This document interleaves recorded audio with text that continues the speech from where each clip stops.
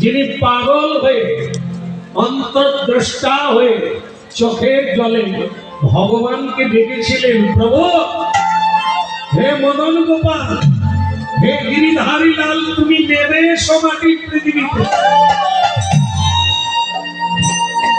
মানুষ বেহুশ হয়ে গেছে, এদেরকে ঘোরানো আমার কাজ না, এ তোমাকে স্বয়ং নেমে আসতে হবে। এটা ভোলানাথ বলছে।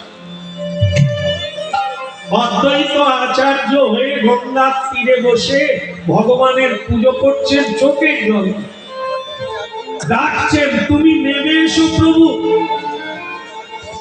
সেই গোলকের ভগবান কৃষ্ণ, ভগবান কৃষ্ণস্তু ভগবান স্বয়ং, তিনি নেমে এলেন 1407 শকে শচী গর্ভ সিন্ধু।